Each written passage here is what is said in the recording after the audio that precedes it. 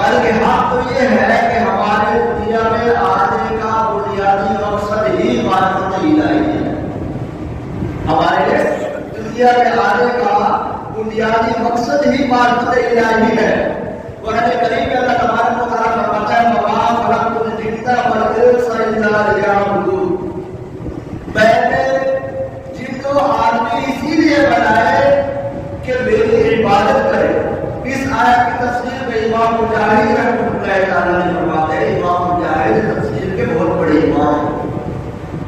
کسی مفسر کی تفسیر امام مجاہد کے قول کے بغیر پوری نہیں ہوتی. وہ حضرت عباس امام مجاہد ان کی تفاسیر کا سہارا لے کر ہی آگے بڑھ